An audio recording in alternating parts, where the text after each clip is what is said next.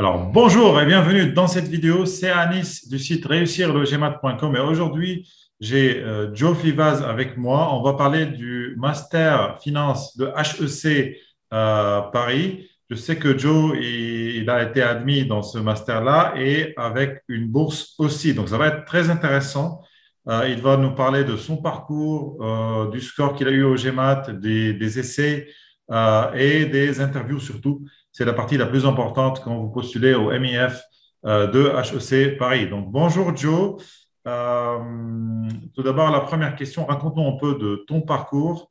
Qu'est-ce que tu as fait comme bachelor ou master? Tes notes, un peu, quelles notes tu avais pendant tes études?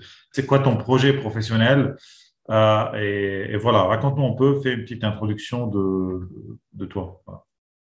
D'accord. Bonjour à tous. Merci à toi, Enis. Alors, en fait, moi, j'ai commencé à l'université de Saint-Gall. Donc, j'avais fait le bachelor en business administration.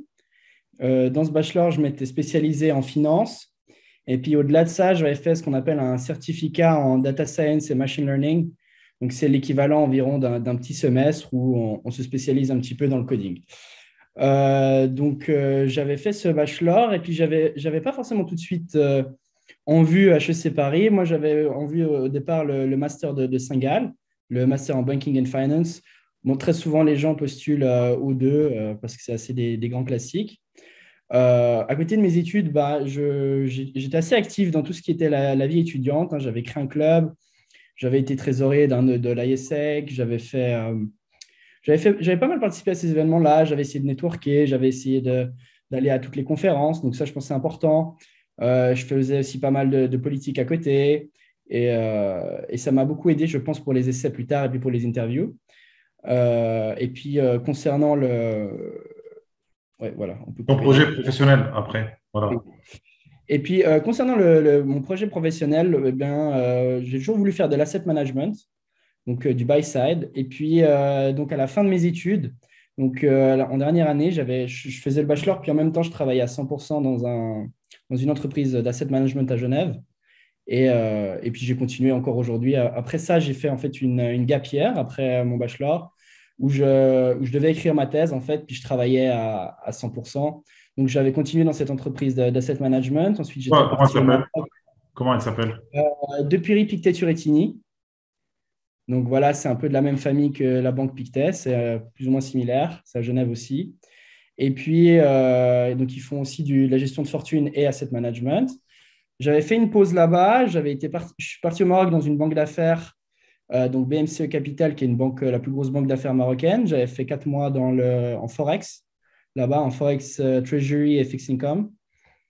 Et puis ensuite, je suis revenu en fait chez Depury Pictet-sur-Etigny en asset management. Puis j'avais changé de division. J'étais passé directement dans les fonds en fait les plus intéressants, les fonds qui sont les mieux dotés et puis qui sont vraiment full growth et high tech. Donc voilà. Puis j'y suis Ok, encore et puis je serai jusqu'au le début du master. ok, très bien. Donc, on a parlé déjà, la première chose qui est intéressante, c'est là où tu as fait le bachelor, c'est Saint-Gall, c'est une très bonne université. Ça, c'est déjà très intéressant. Deuxième chose, tu es très actif dans les activités extracurriculaires et donc tu as fait beaucoup de bénévolat tu as participé à ces activités-là dans ton école. Donc ça, c'est un deuxième point qui est très important. Troisième chose, tu as parlé des stages, tu as fait beaucoup de stages, tu as fait même un gap year pour avoir une expérience professionnelle et pour avoir vraiment un CV solide. Donc ça, c'est déjà trois points très intéressants dans ton profil. Maintenant, tes notes à Saint-Gall, tu peux nous raconter un peu, tu étais, je sais pas comment ça fonctionne, il y a des classements, ou il y a des notes sur 20 ou... Il y a un classement, effectivement. Alors, à Saint-Gall, c'est les notes qui sont sur 6, donc ça fait 5,2 sur 6. Donc, en GPA, je crois que c'est 3,55, qui est la moyenne du MIF, hein, qui est pile poil la moyenne du MIF. Et puis, à Saint-Gall, alors je ne sais pas si c'est la vérité, mais disons que j'avais une lettre de recommandation d'un professeur qui me disait que dans la lettre, en tout cas, c'était le top 5%. Donc, ça, je ne sais En pas. réalité, t'étais premier ou deuxième ou juste dans le top 5%? Top 5%, top 5%. 5%, c'est-à-dire, vous êtes combien à Saint-Gall? On doit être, dans ce bachelor, on devait être 500. 500, Donc, top 5%, ouais, c'était 25. dans le top 25, voilà. Très bien. Donc ça, c'est Je très suis même pas important. sûr. Mais je suis même pas sûr que j'étais dans le top 25, pour être honnête. Je pense que le prof est un peu optimiste, peut-être top 50, je sais Ah, pas. ok, Mais ok. Voilà. Donc, mais déjà, c'est très bien. Donc, tu as un bon bachelor, activité extracurriculaire, de bons stages et aussi de bonnes notes. Et en termes de GMAT, alors je sais que ce master-là, il est très compétitif en termes de GMAT. Donc, toi, tu as fait le GMAT et tu as obtenu combien sur ce test? j'ai eu 730. 730. En quant, c'est combien? Et en verbal, c'est combien? Alors, j'ai plus les scores exacts, mais j'ai les quantiles en tête. C'est Donc, combien? je sais qu'en verbal, j'étais à 96%. Donc, j'étais vraiment bon en verbal. Et puis, en maths, en quant, je devais être dans les 70. 70 percentiles, ouais, c'est vrai. Alors, oui, le verbal, c'est une partie importante du GMAT. Et si on est bon dans cette partie, ça peut nous aider à avoir un très bon score. Et c'est un peu plus important que la partie quant. Top, donc tu as, un très bon score GMAT. Donc, très bien, ça te qualifie pour avoir l'interview au MIF. Donc, je répète que le MIF de HEC, c'est la formation la plus sélective en termes de master en Europe. C'est vraiment très, très, très compétitif. Donc, tout d'abord, raconte-nous un peu les essais. Je vois que les essais du MIF de HEC sont différents des autres, quoi. Quand on postule aux autres écoles, ils posent plus des questions classiques, type fit, type cover letter, type des choses classiques, quoi. Alors que le MIF, il y a vraiment des questions qui sont un peu difficiles. Alors, nous, on a travaillé ensemble sur ça, sur les essais. Tu peux nous raconter un peu comment ça s'est passé? C'est quoi? Qu'est-ce que tu conseilles ceux qui nous regardent un peu sur les essais? Comment il faut vraiment attaquer ces essais? Et qu'est-ce que tu peux donner comme tips? D'accord. Alors, effectivement, c'est des questions qui sont assez originales. Je ne sais pas si elles changent chaque année ou pas, mais en tout cas, elles sont vraiment particulières. Elles n'ont rien à voir avec les autres. Et puis, honnêtement, pour préparer ces questions, les préparer seul, c'est quasiment impossible parce que euh, il faut toujours avoir un point de vue extérieur parce que des fois, on ne se rend pas compte en fait qu'on est complètement en dehors de la question. On ne sait pas aussi forcément trop ce qu'ils attendent. Est-ce qu'on doit inclure nos expériences professionnelles dans la question ou pas? On est assez perdu avec ces questions-là et c'est pour ça que je pense que de les faire tout seul, c'est une vraie erreur.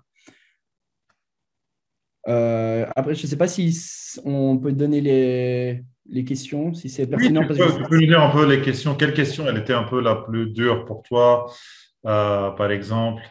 Et qu'est-ce que tu conseilles, voilà, ceux qui nous regardent, en fait, sur ces essais-là? D'accord. Alors, une question qui était assez particulière, c'est Are you the smartest person you know? Donc, c'est une question qui est assez difficile parce que il faut en fait montrer qu'on a de l'estime pour soi-même et qu'on n'est pas bête, mais il ne faut pas non plus être trop arrogant. Donc, il y a une Voilà. sorte d'équilibre à avoir et puis faut que cet équilibre soit pertinent et de répondre de manière, de pas répondre de manière bateau. Ouais. Voilà, ça c'est un peu la difficulté. Et c'est vraiment une question vraiment dure parce que tu as 350 mots à écrire et la plupart des candidats qu'on a accompagnés, ils arrivent à écrire à peine 200 ou 220. Et moi, toujours, je pousse l'élève à vraiment profiter de l'espace et vraiment d'écrire un texte vraiment qui peut convaincre le jury d'admission, mais c'est très dur d'écrire quelque chose dans ce type de questions.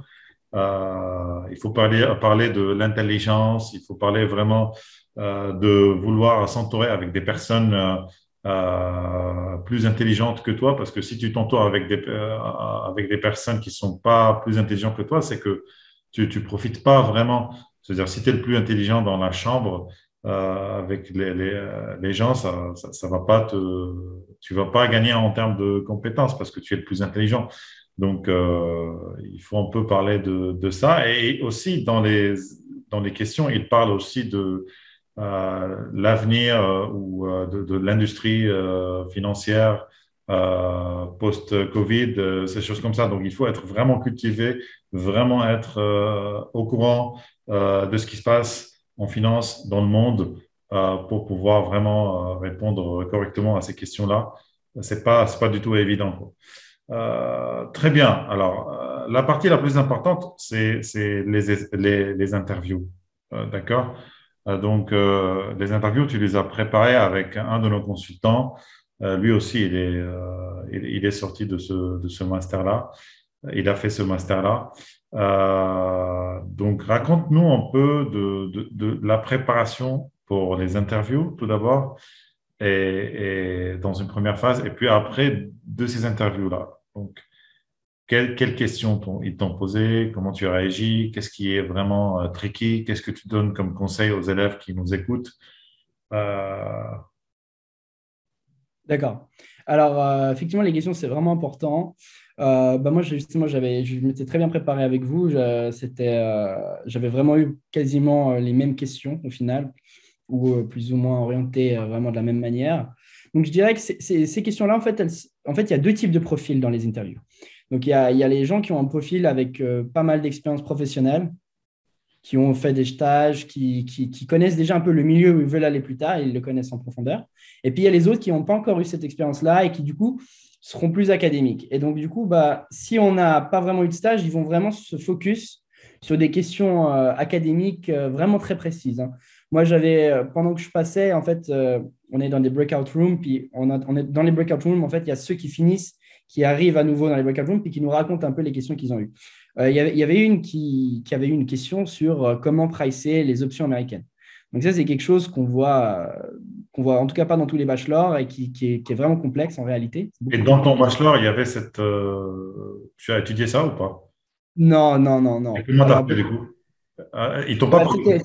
non, c'était pas moi, c'était à la Ouais, personne que j'ai. Donc, heureusement, je me suis dit, oh là là, heureusement que c'est pas moi. ouais. Je sais qu'ils aiment bien poser des questions très pointues en statistique, en probabilité, et puis en corporate finance. Et Mais qu'est-ce qu'elle a moi, fait, elle, en fait? Qu'est-ce qu'elle a fait, elle, quand ils ont posé cette question? elle, je crois qu'elle savait. Elle avait su Ah, répondre. Donc, elle s'était peut-être bien préparée à l'avance. Elle avait su répondre. Mais moi, honnêtement, j'aurais pas su répondre donc correctement. donc c'était de la chance ou c'était qu'ils connaissaient le programme ils ont vu ton profil, peut-être ils ont, voilà. Ouais, alors, en fait, ils regardent bien le CV en fait, avant chaque entretien. Donc, ils nous connaissent déjà assez bien avant même qu'on les voit. Ah oui, Ils regardent vraiment bien les documents. Et donc, moi, je pense qu'ils ont vu que j'avais un profil qui était déjà un petit peu plus, que j'étais déjà dans l'asset management. Et donc, du coup, ils m'ont posé aucune question académique. C'était que sur les marchés, sur l'asset management, mes projets professionnels, dans quelle entreprise exactement je voulais aller après. ah, ils Euh, veulent exactement, ils veulent que tu cites. Pas forcément de citer, mais ils te disent un plan très précis de ta sortie d'HEC. Ok, Donc voilà, et dire j'ai envie de faire de l'asset management à Londres, ça ne va pas suffire, tu vois. il Moi, faut j'ai sorti vraiment exactement. argumenter. Donc, si tu cites Hein. l'entreprise et si tu cites la banque, il faut vraiment argumenter pourquoi cette banque et pas une autre. Voilà, voilà. Puis déjà avoir une idée, oui, exactement. Il faut vraiment avoir une idée extrêmement précise de ce qu'on veut faire après HEC. Ça, ils adorent. Ouais, parce que dans d'autres formations, par exemple dans le MBA, ils veulent juste un truc vraiment pas assez précis, quoi. C'est-à-dire que tu peux pas, voilà, avoir un plan précis parce que si tu es en MBA, tu es là pour découvrir, pour faire la découverte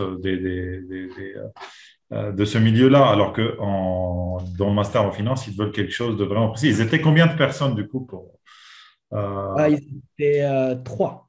Donc, il y avait le responsable du master, il y avait un alumni, non, un prof, et il y avait une étudiante. et l'étudiante t'a posé des questions ou c'était juste pour regarder? Non, ils ont chacun posé une question. Donc, Ah c'était bien ouais? évidemment le responsable du master qui menait la danse, mais chacun, le prof m'a posé une question un peu bateau sur mon CV, sur mes loisirs, ce que j'avais inscrit sur mon CV. Ouais. Et l'étudiante m'avait posé une question concernant justement le certificat en data science et machine learning. Il m'avait demandé quel projet j'avais fait, j'avais réalisé Ouais, des ça choses. c'est possible. Ouais. Et Ouais. les autres, ils étaient méchants ou c'était normal? C'était le but de tester, vraiment tester, vraiment te mettre en difficulté ou c'était juste des questions, voilà, simples? Non, c'est entre les deux, je dirais. Ils vont te pousser, ils vont essayer quand même de voir ta limite. Donc, ils vont y aller de plus en plus profond, d'aller de plus en plus loin, jusqu'à ce qu'ils essayent de tester ta limite, en fait. C'est ça. Et Ok. souvent, ce qu'ils font, c'est qu'ils rebondissent. Par exemple, si tu donnes une réponse, tu parles, je ne sais pas, en finance, peut-être tu dis que la guerre en Russie, elle a un impact sur les marchés en ce moment. Ils vont te dire exactement quel est l'impact, qu'est-ce que ça donne, est-ce que ça a une influence sur les taux, est-ce que ça a une influence sur la supply chain, est-ce que ça a une influence sur l'inflation, ce genre de choses. Ah Donc, ouais. en fait, à chaque fois que tu vas dire quelque chose, ils peuvent rebondir sur quelque chose que tu dis. Et donc, c'est pour ça qu'il faut faire attention. Il ne faut pas utiliser des termes trop techniques qu'on ne maîtrise pas, parce Ouais. que sinon, on est mort. Ouais, donc il faut que à chaque fois que tu racontes un truc, il faut que tu le maîtrises à 100%. Sinon, Voilà, voilà. sinon voilà. Ok, et quel conseil tu donnes voilà, un dernier conseil pour ceux qui nous regardent, pour tout ça, toute l'expérience d'admission, qu'est-ce que tu donnes comme conseil? Eh bien, qu'il faut se préparer déjà en avance, un maximum en avance. Maximum. Donc, déjà, le GMAT, je pense qu'un an en avance, ça ne me paraît pas fou. Je pense même que c'est un minimum pour obtenir des scores de 710 et plus. Concernant les entretiens aussi, il faut quand même s'y prendre bien en avance, quoi. Dès qu'on sait qu'on est pris à un entretien, il faut s'y mettre tout de suite parce qu'il Ouais. faut vraiment revoir quasiment la moitié de son bachelor, se rafraîchir les idées sur tous les concepts financiers, statistiques, économiques. Pour les essais également, il faut s'y prendre en avance, se relire plusieurs fois, faire relire. C'est vraiment important de rien négliger et de postuler le plus tôt possible. Parce que d'après ce que j'entends, plus on postule tôt, en fait, plus on a de chances d'être pris. Donc, je sais que c'est particulièrement vrai pour Saint-Gall, mais je sais que le Paris, on m'a dit que c'était pareil. Moi, j'avais déjà un peu fait l'erreur de postuler à l'avant-dernier round, mais parce qu'il y a 4 rounds, j'avais postulé au Mais troisième. alors, ça, c'est ce qu'on entend et c'est Mhm. peut-être vrai. Mais moi, j'ai toujours ce problème-là, c'est que tu as un élève qui vient, qui a un niveau, disons, 550. Il veut faire le Ouais. HEC, il veut postuler au premier round, mais on sait qu'en 2 mois, s'il est à 550, c'est dur vraiment d'avoir le 700. Donc, dans ce cas-là, moi, toujours, mon conseil est de postuler même au dernier round, mais à condition d'avoir le Oui. bon GMAT, vraiment ce qu'il faut, quoi. Parce Oui, que oui, non, un bon dossier dans le dernier round, c'est mieux qu'un dossier moyen dans le premier round. non, c'est sûr. C'est C'est sûr. Et sûr. la preuve, c'est C'est la toi. qualité.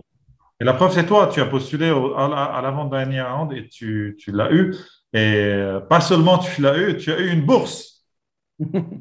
Tu peux nous raconter un peu, du coup, c'est quoi ce type de bourse? À quel montant, si c'est pas voilà, D'accord. confidentiel?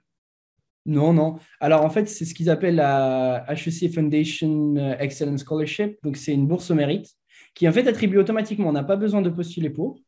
Et en fait, une semaine après qu'on a été admis, on reçoit un email nous disant si on a été pris pour la bourse ou pas. Et c'est tout. Et tes Et copains, ils ont postulé, ils ont eu une bourse ou pas? en fait, tu postules pas, c'est automatique. Oui, oui, mais Tout, tes copains qui ont été, tu connais quelqu'un qui a été admis avec euh, la même promo? oui, alors j'en connais un qui avait eu 6 000 euros, qui a postulé en même temps que moi, mais pas pour le même master. Moi, j'avais eu 12 000. Et puis, j'en connais qui ont rien eu aussi. Très bien. Donc, ça, c'est très important. Donc, même si on postule à l'avant-dernier round ou au dernier round, on peut toujours être admis et on peut toujours avoir une bourse de 12 000 euros. Et c'était combien, en fait, le tuition fee, c'est combien? C'est 25, 24 000? 37 350. Ah ouais, 37 000 quand même. Donc, c'est à peu près 30%, 33% C'est du, ça. du, du, Tiens. du montant, un tiers du montant. C'est très bien, c'est top. Donc, vraiment, je te félicite pour tout ça. C'est vraiment impressionnant. Ton parcours, le GMAT, la préparation des interviews, la bourse, vraiment, c'est top. Merci beaucoup d'être là aujourd'hui.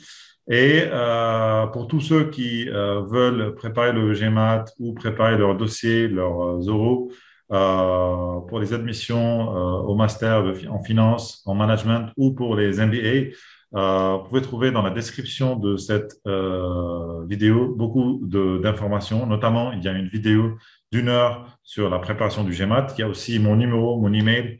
Vous pouvez me contacter pour avoir plus d'informations sur comment vraiment réussir le GMAT et comment être admis dans les meilleures écoles de commerce. Sur ce, je vous dis au revoir et je vous souhaite une bonne journée. Merci encore, Joe.